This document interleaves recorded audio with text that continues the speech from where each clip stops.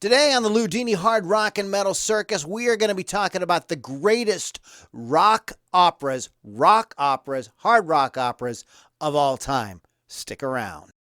You're listening to the Loudini Rock and Roll Circus, changing rock history one podcast at a time.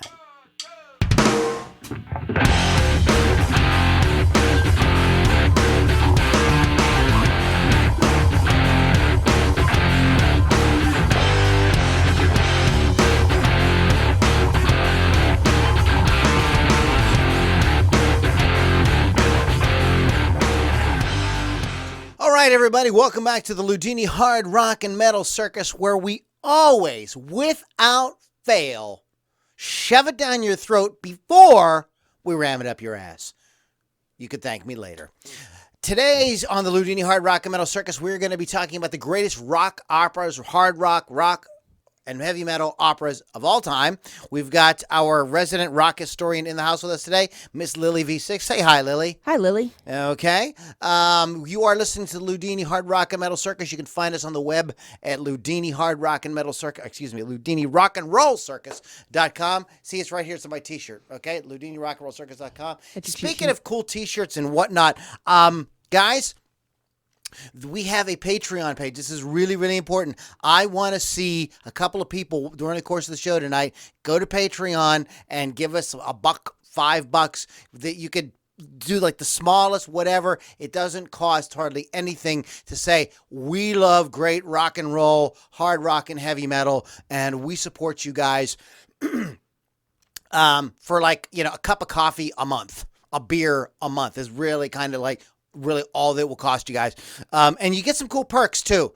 So you guys can check that all out at patreon.com/Lou Lombardi.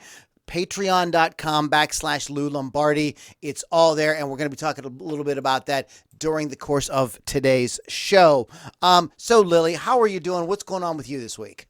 I'm doing great. I was just in Canandaigua, New York, and saw Bush live in Our Lady Peace. Was a great show. Live was probably my favorite, as they always are. Beautiful venue. Oh, you saw Bush live and okay, I thought you said I saw Bush live and Our Lady Peace. I got you. Three things. Three things. And then this week I'm actually seeing Survivor on Friday. The Eye of the Tiger. Right. And possibly a metal show up in New York this weekend. So we'll see how that goes. That sounds like fun. Couple of bands from Erie, couple of bands from Ohio, couple of bands from there. So it'll be nice little all day kind of thing. So we'll see how that goes. And that's all I got right now. Okay. All right, great, guys. We are going to get the podcast started with some music before we do this each week. Those of you guys who are new to the Loudini Hard Rock and Metal Circus, we usually play about 4 songs while we're discussing our topic, amongst other things. And they're always artists that you're more than likely don't know from any place else, or not too many other places. There's probably some other podcasts. Rock Rage Radio might be playing some of these artists. But these are not the hard rock, heavy metal, and rock and roll artists that you're just going to turn on your local rock station and hear, or even see on any kind of broadcast concert thing or any award show or anything like that. But they are great bands and they deserve to be heard. This guy is a guy who emailed me. See, if you got great music and you're good rock, hard rock, or heavy metal artists, reach out to me. You can send me an email at loulombardimusic.com and I'll check it out. And I will play you if it's if it sounds good, professionally produced, and it's in our niche, I'm going to play it. It's not hard. Just get a hold of me, and I'll do it. So, because we're always looking to promote more artists, and this is a gentleman that got a hold of me this week. He goes by Mr. Battle, and this is a track called "King of the Wasteland" on the Loudini Hard Rock and Metal Circus.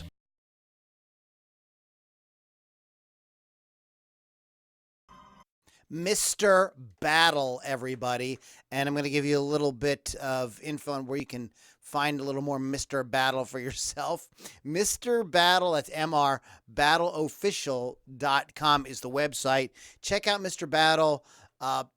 He's got a bunch of other songs there that you can check out too. There's it's on Spotify and YouTube and all that cool stuff.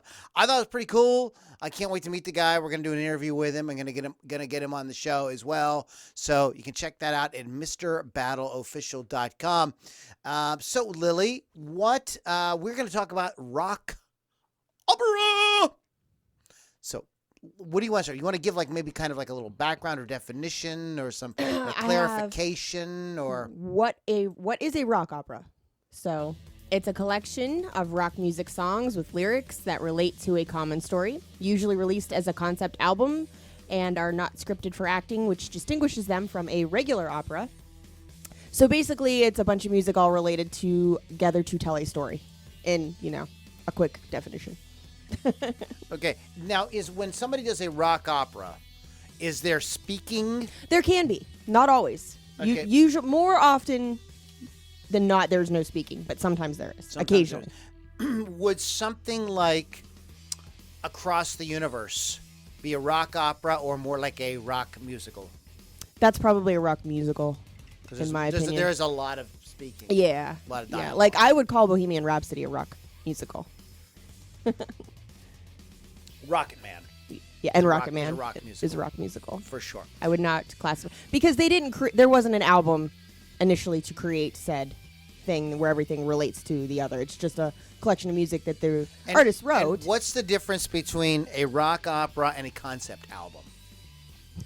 I don't know if there's much difference. Well, I would say that a rock opera has some sort of visual acted out component to it. Oh, I guess, yeah, say... Like Jesus Christ Superstar or something like that. Like Tommy was made into a film. The Wall. The Wall film. But it was a rock opera prior to that. I mean, they adapt them into things later on. Because somebody asked me today, would Bat Out of Hell be considered a rock opera? I almost put it on my list, but I don't think all the songs really relate to one story. So that's why I wouldn't count it. Okay.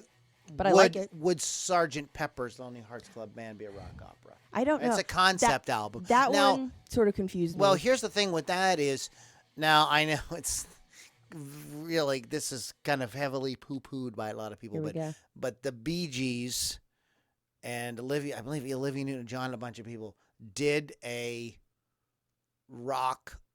film called Sgt. Pepper's Lonely Hearts Club. I liked Peter Frampton is in it. Aerosmith's in it. Aerosmith is in it. Right, that's what they do. They come together? They did. Okay. So at the very end of the movie. I watched the whole thing for that. In that case, they did take that and did turn it into a rock opera. Right. Now, I don't know if that is on our list or not. Lily is the list keeper of all that is, good and great and wholesome in rock. Not that my opinion is, set in stone, but it's pretty important. So.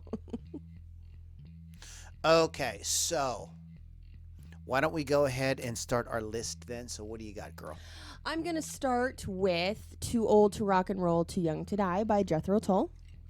It's their ninth studio album, released by a British band, Jethro Tull, in 1976. It's also, they have several concept albums, but this is the last one that they released that follows the story of a character called Ray Lomas, who is an aging rock star, who finds fame with the changes of musical trends.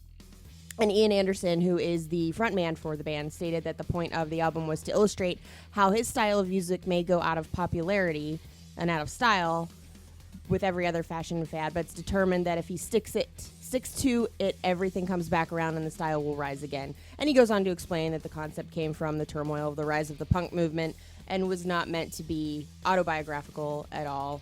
As an aging songwriter, some members of the press, of course, took their album as an attempt to get for them to get with the punk movement, which that's not what they were trying to do at all. But I do like that one, and I do think it fits into the rock opera category. Are there any singles off of that album that we would have heard that broke radio? I thought I put a list of them on here. Well, obviously, Too Old to Rock and Roll. I know I put them on every other. Look that up real quick. Yeah. While Lily's looking at that, the first rock opera was from 1968 by The Pretty Things, and it was called Sorrow. And it's generally acknowledged as the first rock opera, although Pete Townsend denied taking any influence from SF Sorrow. Critics have compared it to The Who's Tommy. So just a little bit of trivia info there for you on the history there of the rock opera. I mean, okay, so Old Rocker, Too Old to Rock and Roll, and Pied Piper are ones that I know. Okay. As far as the other ones, not sure that they made it to radio. Okay, cool. At all. All right, so what is next on your list? Next on my list, and I strayed from most of the popular ones, is Mechanical Animals by Marilyn Manson. It's their third studio album, released in 1998, so it's later on that they made this one. They sort of changed from their industrial alternative metal styles and went into like more of a glam, mixed with industrial, mixed with electronic. It deals with the trappings of fame and drug abuse. A rock opera and concept album. This is the second installment in a trilogy which included Antichrist Superstar and Hollywood.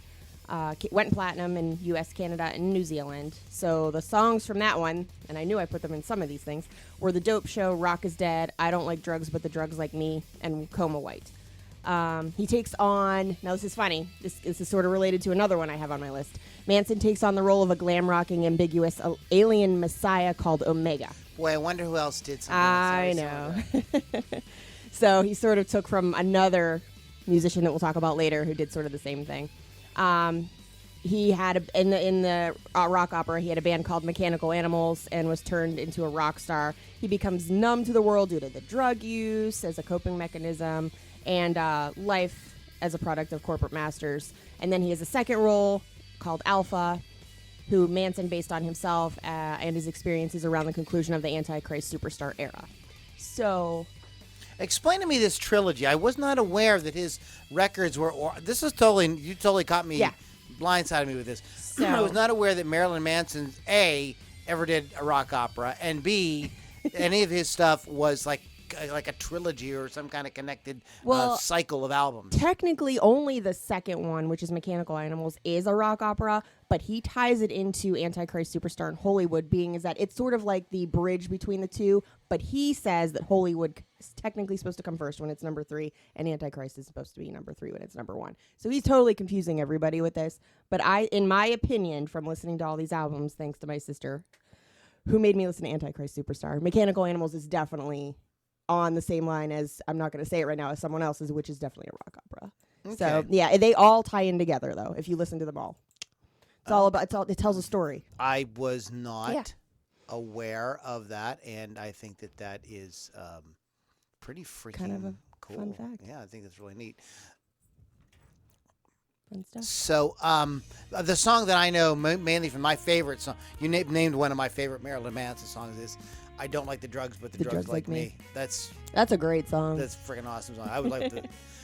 I'd love to play that in my cover band. I don't know if I can talk the guys into doing it. Probably not. I like The Dope Show. It's catchy. Marilyn Manson, I never considered to be a catchy kind of guy until he came up with Mechanical Animals. So he was more like, oh, he's like about death and dying and blah, blah, blah. Really not at all if you listen. This is before I knew music, I guess. Well, right. So, what's next on your list? We hit some Jethro Tull. We have some Marilyn Manson. I have Maggots the Record. What? By the Plasmatics. Maggots the Record. Yes. So it's their fourth studio album by Wendy O. Williams and the Plasmatics. It was released in 1987. It's an album set 25 years in the future, which would make it 2012. So we're past that now. Okay. It's where environmental abuse and the burning of fossil fuels have created a greenhouse effect leading to an end of the world scenario sort of thing. It depicts various scenes of this family, the White family, over a course of 3 days. They're devoured by maggots while watching a TV game show. These superhuman maggots that like the government created, basically. And what's the name of the album again? Maggots the Record.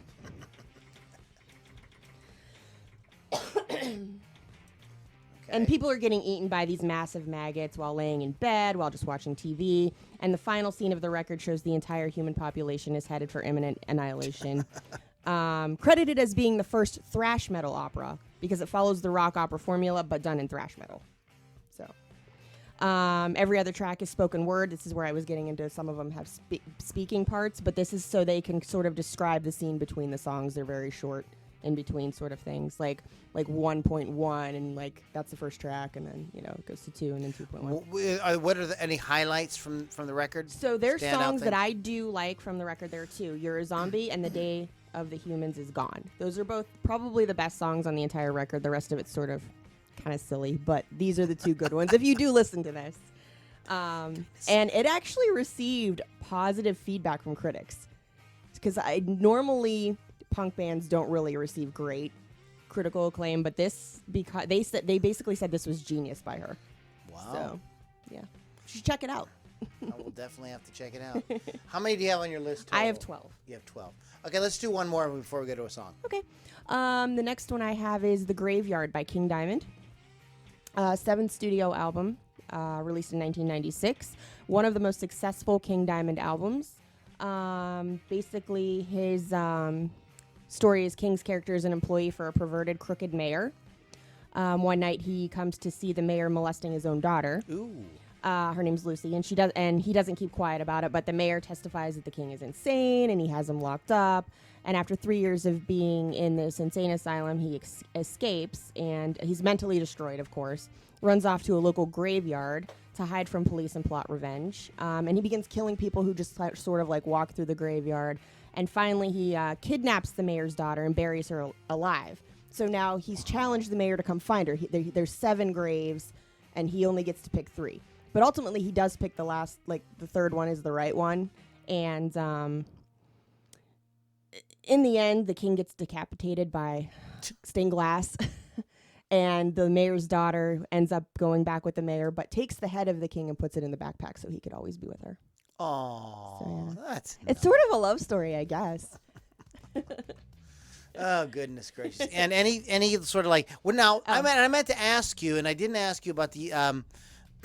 Were there any tours or anything with these records that where they kind of like portrayed the rock opera? I should have asked that. Too Old to Rock and Roll, yes. Mechanical Animals, absolutely. Maggots, the record, I don't know. It didn't ever really say. And Graveyard, I do believe King did that because he was very dramatic in his stuff. He's theatrical in all of his stuff. Okay, awesome. Guys, we know that you love great hard rock and heavy metal and rock and roll. Shout out to our friends at Rock Rage Radio. Shout out at our friends at Classic 92.3 for being a couple of affiliates for us. But if you want to do so, if you're going like these guys are great, I'm totally loving this. Just jump on over to patreon.com/Lou Lombardi. Now we have it in the description, and Lily is posting it occasionally in the comments there. That's patreon.com/Lou Lombardi, and you can just $1 here, $5, whatever you want to do. There's some cool perks the higher up you go. You get listening parties, and there's all kind of fun shit there. So check that out. And we really could use a little junk in the trunk here.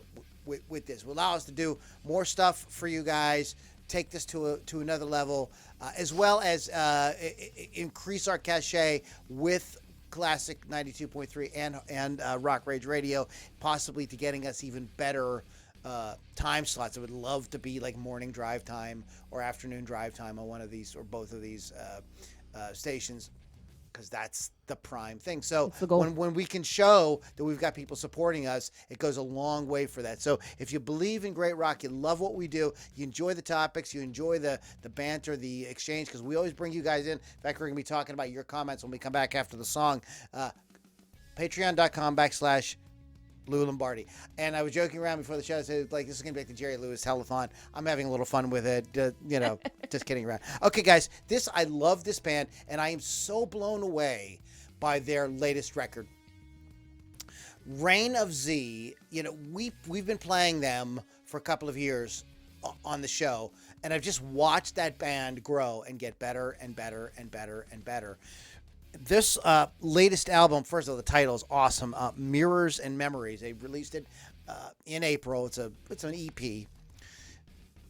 I don't play. Wonderful. Yes, I don't play anything that doesn't sound professionally produced. This is not only sounds professionally produced, it sounds like it was recorded. Sounds like it was recorded in like $1 million studio with $1,000 an hour, recording engineer, mixing it and recording it and everything. The production is absolutely stellar. We've come to expect great singing, songwriting, and playing from Zosa and company. So that's kind of a given. That's coming. But I was just blown away by the production on this. We're going to play the track Innocence. It's the first track off the album. Check it out, Innocence by Reign of Z on the Loudini Hard Rock and Heavy Metal Circus.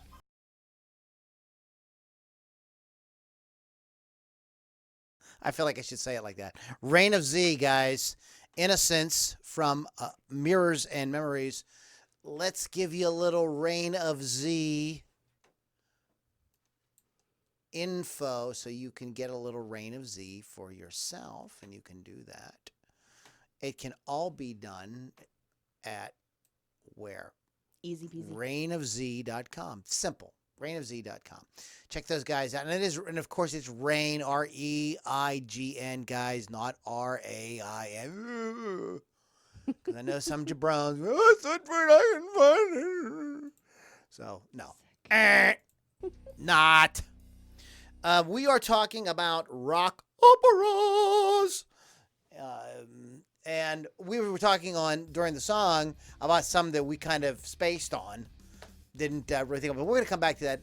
And we have some people that chimed in on a Facebook post that we did today. Do you want me to go over that, or did you want to go over that? Or let's do the shout-outs first. Yeah, the people are watching. Let's do that first. Okay, yeah. So we've got Jeffrey Scott watching, Angelina Green, one of our people, Bands and Breakfast, of course, Redson Webster, Mike Michalak, Snody Heemskirk, which we always screw up, Natalie Cardinal, hey, how are you, girl? Mike Eichert said rock operas are operas like Verdi, Bizet, Mozart, Wagner. We're not going with those guys, but that's cool anyway. Snody said Savage, The Wake of Magellan is a great metal opera. I don't know that one. Jeffrey Scott said, how about some King Diamond, which I think you put that before I talked about the King Diamond. Snody also said Hair is a good one. Yeah, I forgot about Hair. And also Pinball Wizard, which is Tommy. Tracy Sampson also said Pinball Wizard and Hair are both great. King Diamond, Them. I don't know that one. Sweeney Todd, that's a great one. I didn't really think of. I was thinking more of albums into. Correct. Yeah, rock those and metal. Good. But those are perfect. That's why we have you guys. Yep. So yeah, all right, and that's all I got on here. Okay, cool. So let's get into a little bit more here with what we have for rock operas on the Lily list. So what do you got next, girl? So the next one I have on my list is From the Inside by Alice Cooper. It's the fourth album that they released in 1978. It's about Alice Cooper's stay in the New York sanitarium when he was going through alcoholism. Each of the characters in the songs were based on actual people that he met in the place. It also had the addition of three former members of Elton John's band, lyricist Bernie Taupin, guitarist Davy Johnstone, and the bassist Dee Murray. Nice. The famous songs on there are How You Gonna See Me Now and From the Inside. The album was later adapted into a comic book by Marvel. I had no idea that was a thing. And critics stated that the songs are full of good ideas, but the songwriters and performers approached it too seriously, and it should have come off as a parody. Well, it was about a serious matter that Cooper was going through, so shame on you. And they also said it lacks immediate appeal like Cooper's other albums, but this was something that he was going through, so he wrote an opera about it. And when was this released? That's another thing. 78. We should get the dates when these things were released. Yeah. 78. Okay, so this was in an era when this sort of thing was a little bit more in vogue. Mm-hmm. That's a pain. So bands were doing more stuff like this. There was earlier acts like the Beatles and stuff that inspired this sort of thing, and so concept albums by progressive rock acts and rock acts, as well as rock operas and rock musicals and whatnot. That was kind of the heyday of that sort of thing. Yes, it continued on, but in terms of big commercial, put it out there sort of thing, it was really that era. So not unheard of during the 70s for these the late 60s and 70s to hear about these types of things. If anybody does find this album, it's really cool, the album art. It's like lots of flaps and stuff where you can see different characters of Cooper and like everything. It's super cool. So if anybody does find that, let me know. I'd be willing to buy it. And do you have any standout tracks on that? That was How You Gonna See Me Now, which is a ballad, and From the Inside, which is title track. Okay, cool. So next. The next one is The Crimson Idol by W.A.S.P. Fifth studio album by heavy metal band W.A.S.P. Released in 1992 in the U.S., or internationally in 1992, and then in the U.S. 1993. Tells the story of the rise and fall of a fictional rock star named Jonathan Steele, who was the second of two sons and is a complete failure to the parents, while the first son is held on a pedestal. Well, the older brother is killed. The younger son sort of runs away and gets into drugs and alcohol, and he steals the guitar, and he becomes the Crimson Idol. But in the end, he just wants acceptance from his parents, and he doesn't get that, so he commits suicide. In 2018, Napalm Records released a re-recording of the album along with a DVD of the film that was originally supposed to accompany the album. I didn't know that the film actually existed. The title or the tracks on it were Chainsaw Charlie, I Am One, The Idol, Hold On to My Heart, which is a fantastic ballad by Blackie Lawless. You got to hear it. I have it. I love it. And it was originally to be released as a Blackie Lawless solo album, but he bowed down to fan pressure and released it under W.A.S.P. And they did do a tour for this, but it took 15 years to do the actual tour, so they did it in 2007. Jeez. Yeah. So, and critics said it was a Blackie Lawless solo album and nothing more. That's all he got. The critics ever like a band like W.A.S.P? No, they can't. They're not gonna say anything. What do they? They even know secretly like them. They just won't tell anybody. Okay, so we have a little bit of W.A.S.P in there as well. So a lot of bands you didn't realize who did rock operas. Did rock operas. So very cool. So what else you got? So I'm going to do a really famous one next. It's The Wall by Pink Floyd. Everybody probably knows this. It's their 11th studio album. It was released in 1979. The story explores Pink, jaded rock star. A lot of these about rock stars. Jaded rock star whose self-imposed isolation from society is symbolized by a wall. It was a commercial success, charting in the U.S. at #1 for 15 weeks. The famous songs on it are Another Brick in the Wall, Run Like Hell, Comfortably Numb, and that list goes on because there's a ton of songs that were released on that are absolutely wonderful. Mother, yeah. Yeah. Roger Waters conceived The Wall during the In the Flesh tour, modeling the character Pink after himself and former bandmate Syd Barrett. It got mixed reviews, from critics thinking it was overblown and pretentious to them thinking it was one of the greatest albums of all time, and it did sell more than 24 million copies. And it was awesome. And they did tour with it several times. Yeah, and there was different tours and different incarnations of it, and different, eras where, it was put back together. There is a great film that's really fun. It's wonderful. Yeah, it's very I very love cool. the animation. I think that's my favorite part in the film. Alan Parker did a great job with that. And there's some great documentaries out there about the making of that you guys should definitely check out if you're a Pink Floyd fan.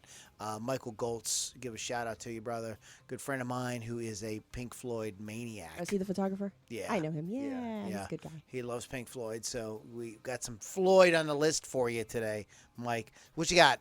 I also have, this is the one I was talking about. Marilyn Manson molded his whole concept album after, was The Rise and Fall of Ziggy Stardust and the Spiders from Mars. David Bowie. Fifth studio album by David Bowie, released in 1972. It was features the Spiders from Mars, which is his backup band. The story is about Bowie's alter ego, Ziggy Stardust, a fictional, androgynous, bisexual rock star who acts as a messenger for extraterrestrial beings. The Earth is saved by rock and roll messiah Ziggy with only 5 years to survive. He wins the hearts of teens, scared parents, seduces everyone, and dies a victim of his own fame. Sold 7.5 million copies worldwide. Received widespread critical acclaim. Critics loved the androgyny that he produced. They loved it. Loved it. He had already taken on the role of Ziggy Stardust before the album was released, and it became impossible for him to separate himself from the character. He actually started to act like the character. He seduced everybody. He slept with everybody. He did all the drugs. He also had doubts of his own sanity because his whole personality was affected by this character. Songs are Starman, Lady Stardust, Ziggy Stardust, Suffragette City, Rock and Roll Suicide. There we go. That is one of the greatest albums of all time. It also has some of the best guitar work on any David Bowie album ever by Mick Ronson. And the sort of regret that Mick Ronson and a lot of other people had about that was that he sort of got away from that sound and that band too quickly, that he should have done a lot more with that because it was so awesome. It just is like freaking and just absolutely amazing to hear that type of songwriting, that type of vision, but still real rock and roll. You know, just great talk about guitar driven stuff. Like it's just absolutely, and it features one of rock's not as well known heroes as he should be, and that's Mick Ronson. You know, not the household name that say Jimmy Page or Eddie Van Halen or Joe Perry are, but nonetheless, just amazing guitar player that really influenced a lot of guys, and just kind of sadly was not able to kind of recapture that type of experience once David said, okay, I'm on to the next thing. And if any of you guys, know anything about David Bowie, his career is like all over the place. He's done stuff that, quite frankly, I think sucks. It's just not, I mean, here's the thing. When an artist puts out that much material and they try that many different things, you're not going to love it all. Yeah, they're going to have misses. That's what they're going to do. That's all right, He was so successful. Yeah, he was amazing. I mean, he was absolutely amazing. So a David Bowie shitty record is still 1,000 times better than a lot of people's good records. That's the truth. So in any case, that's all I'll say about that. But I really want to chime into that because I wanted to mention Mick Ronson. So what do you got next? Next on my list is Operation Mindcrime by Queensryche. Third album by progressive metal band Queensryche, released in 1988, was reissued in 2003 with 2 bonus tracks, and again in 2006 as a box set. Concept album and rock opera about the story that follows Nicky, a recovering drug addict who becomes disillusioned with the corrupt society of his time and gets involved with a revolutionary group as an assassin of political leaders. It was certified gold a year after its release and platinum in 1991. A sequel was released to it in 2006, Operation Mindcrime 2.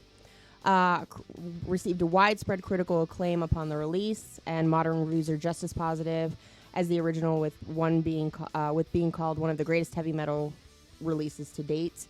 The song "I Don't Believe in Love" was nominated for a Grammy in 1990 for Best Metal Performance, and Ronnie James Dio was Dr. X in the sequel. The songs that were prominent are "I Don't Believe in Love," "Eyes of a Stranger," and "Revolution Calling," although I think all the songs on it are great. Also, Jeff Tate will be at Jurgles tomorrow night doing Operation Mindcrime. So if you're in the area. Are you going? Nope. I'm not. I got a show to record. So, Queensryche, a very important band.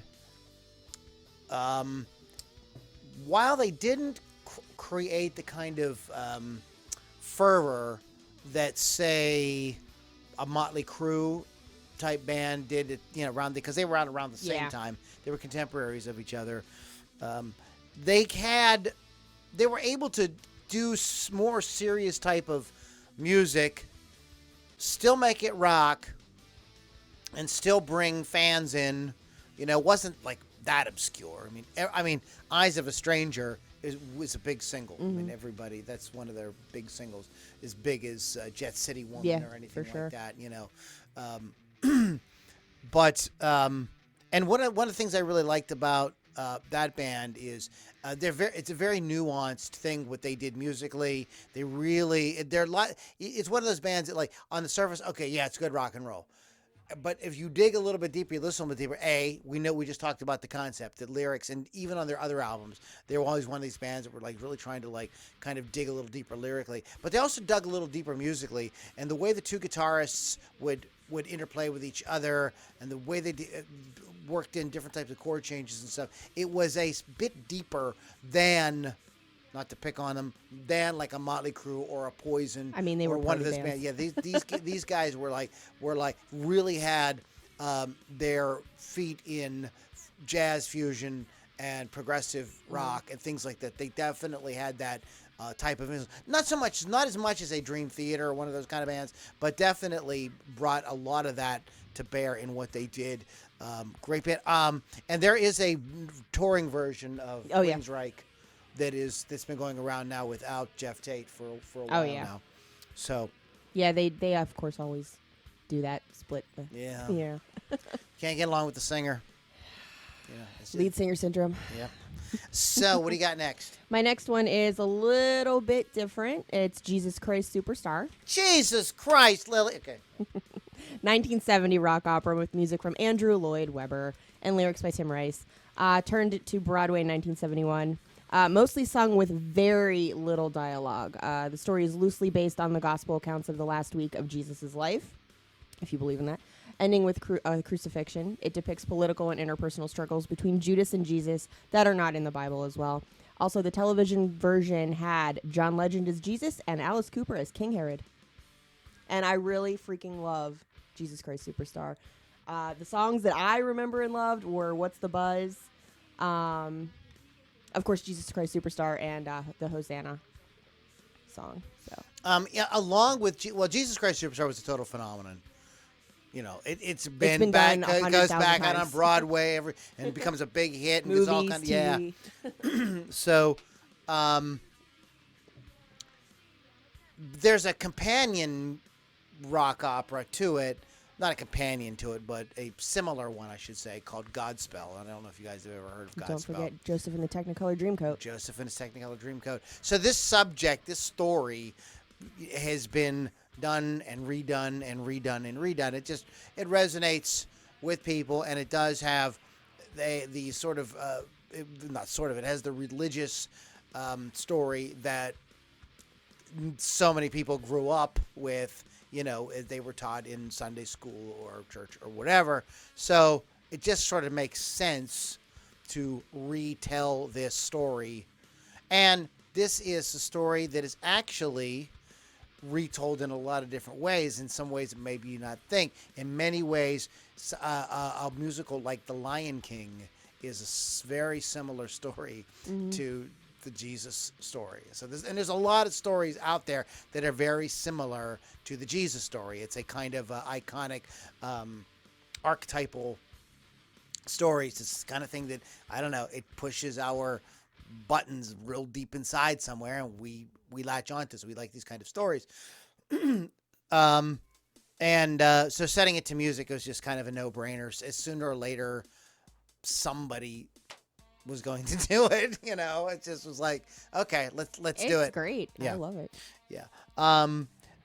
It's not. I know, and it's a little controversial. Some people that are more hardcore religious, would like something that was, maybe a little more sticking with what they feel the Gospels really say. But nonetheless, it's that story, and it's Andrew Lloyd Webber. And he's great. What else can you Phantom say? of the Opera. Yeah. Duh. Man's genius. So you got anything else on your list? I do. I have my final one, which everybody seems to want to talk about, which is not called Pinball Wizard. It's called Tommy by The Who. Fourth studio album by English rock band The Who, released as a double album in 1969, mostly composed by Pete Townsend. Tells the story of Tommy Walker, a dumb, deaf, and blind boy, including his experiences with life and his relationship with his family. It was a commercial success. Pinball Wizard, the song reached the top 20 in the U.S., sold 20 million copies worldwide. One of the prominent songs is Pinball Wizard, also I'm Free, See Me and Feel Me, and of course it was made into a movie later on. I think the movie is complete garbage. However, the album is great. The movie's weird. If you haven't seen it, I'm spoiling something here for you. Anne Margaret swims in a pool of baked beans. That's all I have to say. Tina Turner is the Acid Queen. Although Elton John's in it as the Pinball Wizard, Elton which is John, kind of cool. yes. Yeah. He sings that song. There's a lot of famous people. Eric Clapton's in it. There's a lot of famous rock stars from that era, and I think that's what makes it kind of cool. I'm sorry, I think it's kind of cool. Is it great? No, but is it cool? I think it's cool because it's just fun to see these guys doing these songs, and it's different. It's not the music. The music on the album is not the music in the movie. It is, but there's different versions. Yeah, there's different people singing. Different all people the singing songs. things like that. The arrangements are a little different. So Actually, I'm gonna go home and watch it now. it's a sort of like it's a double shot weekend at the Loudini Rock and Roll Circus. So I think it's really fun. Pete Townsend is a freaking he's a freak. He's a songwriting freak. He's an animal. He did. We were talking about this while we were playing the last song. He did another rock opera called The Iron Man that he did, and I believe White City is another rock opera that he did. So he's done a lot. That's a thing he sort of returns to occasionally. Supposedly the Who is doing a new album, and he says that the music on it is his greatest music ever. We shall see. On that happy note, we are going to take we're gonna get back into the music. We're gonna play a band from the Evansburg area.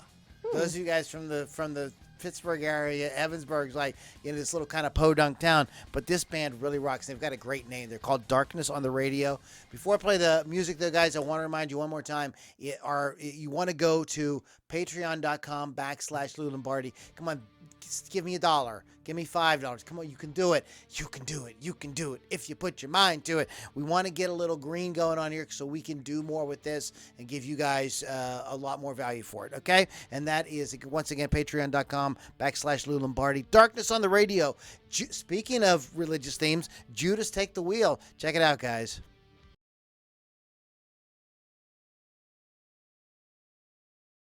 Playing air guitar to that one. Those of you who are hanging out with us live on Facebook, you saw me playing some air guitar to that. I just think that is just freaking badass. I love that band. I'm so glad that Jason reached out to me a few months ago, and we found those guys. Facebook.com/darknessotr. Darkness on the Radio. I just think that kicks ass. That's good stuff. Yeah. We opened the show with Mr. Battle, and that is MrBattleOfficial.com. We had our good friends Reign of Z, who have been they're like staples. They're like the Reign of Z, and some of these bands are like the bread, the red bread, the rice, the noodles of the potatoes, all the good things of the Loudini rock and roll circus, hard rock and metal circus, and we love those guys. reignofz.com. We sort of built the show around some of these bands because we didn't know what to play in the beginning, and we didn't want to play famous bands. Yeah, so we just so we just love you. We love you guys out there doing that music. So just a couple things that. Maybe a few that were kind of out there that maybe some of us forgot about, like In the Court of the Crimson King by King Crimson. And I did mention The Iron Man by Pete Townsend. We mentioned Jesus Christ Superstar. I had to have it. Now that's a total, Joe's course. Garage. Yeah, Joe's Garage is another one that we did not mention. That's You know why I didn't put it on my list? Because I don't know it. Yeah, Joe's Garage by Frank Zappa. Hedwig and the Angry Itch. And I would throw in with that the Rocky Horror Picture Show. Yeah, good stuff. Also, Repo the Genetic Opera. I did not put that on there just because I wanted to add some other things on mine. But if you haven't seen it, it's actually rock opera turned into a movie. Joan Jett's in it. Alex Vega's in it. It's a really good movie. So. Francis the Mute by the Mars Volta. That's a little more contemporary. The Final Cut by Pink Floyd. This is a record that I really struggle with. I had some friends tell me, oh my God, you need to get the Final Cut. It blows the wall away. The wall's shit compared to the Final Cut. I'm like, wow, really? I'm like, okay. And I got it, and I think that it's just very meh. I'm just, it does not have, in my opinion, the standout kind of songs and everything that the wall has. From what I understand, these were songs that were written for the wall or around the same time as the wall, and they it does not sound cohesive to me at all, but it is a concept album / I often forget about it, so what's that tell you? Yeah, / rock opera. A lot of people on our posts wanted to mention Sabotage, and that album is Dead Winter Dead. So just kind of throwing out a few out there. We did talk about the Crimson Idol by W.A.S.P. Crack the Sky by Mastodon. There's a band called Crack the Sky, not to be confused. Yeah, it's spelled different. We did not mention these two records right here. And I've actually seen these records performed live. And that is the Christmas Addict.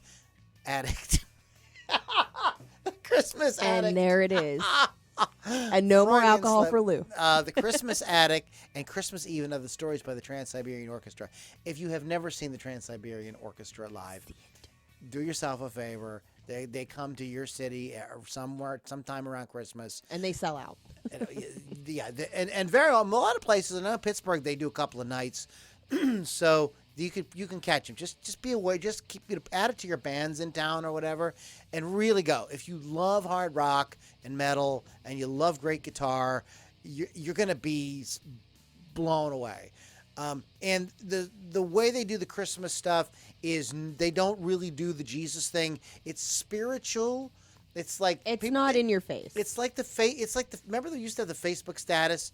You could pick what religion you were, and there was one that said spiritual, not religious. That was way back in early Facebook days. But that's what this is. It's spiritual, not religious. So you can, no matter what your sort of position on the whole thing is, you can go and get swept up in the music beautiful. and it's a very touching story, and you're really going to love it. Oh, Keith. Hey Keith, what's up? We're wrapping up here, buddy. Give us a couple minutes. Blows Against the Empire by Jefferson Starship. A lot of people do not realize that those guys did a concept album as well. So we just wanted to kind of throw out a few out there. Brian Urso said, "Is Bat Out of Hell a rock opera?" Well, apparently it is. Oh, American Idiot. Is American Idiot really a rock opera? I think that's cheating. It might be cheating. And I would be remiss if I did not mention this, although Lily refused to mention it, and that is 2112 by Rush.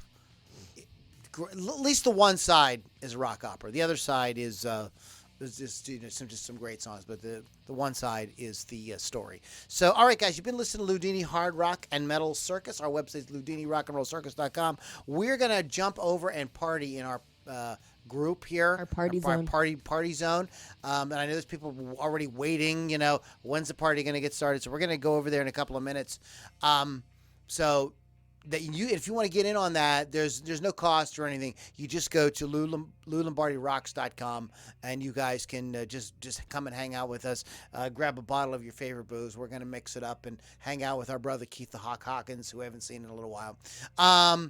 And guys, don't forget, support us. Go to patreon.com/Lou Lombardi. Patreon.com/Lou Lombardi.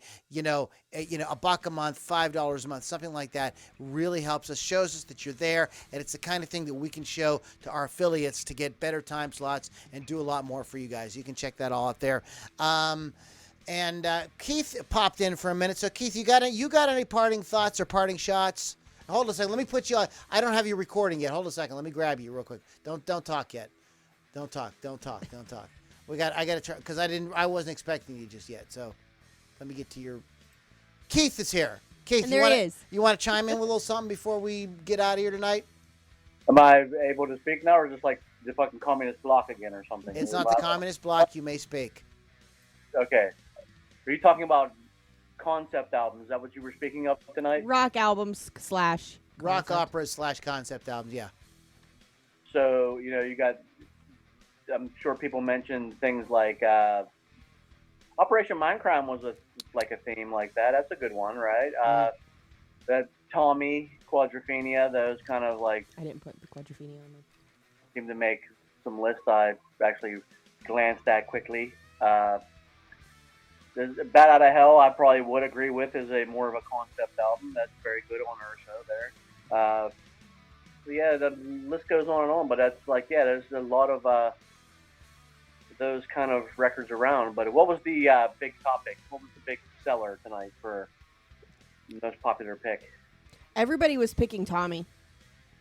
Yeah, That's the common one. Yeah, that's a great one. I mean, I'm not even a huge Who fan, but I mean, that's they struck a nerve with that one. It kind of, I would think it'd be difficult to make an album like that because you have to kind of string everything together. I mean, I guess maybe some people would be easy if you have like one big idea that you can stretch into several songs, obviously. But I think at times it could be difficult to make that kind of vibe, just to get to make it all flow like that. So that's my opinion. So anybody that can make a rock opera or theme sort of like concept album, that's great. More power to you, man. Awesome. We are going to end for tonight. We're going to go over to my private group. Keith is going to be there. We're going to have a few drinks and hang out and tell real dirty jokes. And if you're not there, you're going to miss it. Go to LouLombardiRocks.com and you guys can get in on that. Lily, any parting thoughts before we get out of here tonight? Just my show on Thursdays, Hot Licks with Lily 6, Rock Rage Radio, 6 to 8 p.m. You can download the app or just go to the website, rockrageradio.com. All right, guys, this one sounds a little familiar, but here it is, Lou Lombardi, Strange Love Medicine. Catch you guys all in the next Loudini Hard Rock and Metal Circus. 1, 2, 3.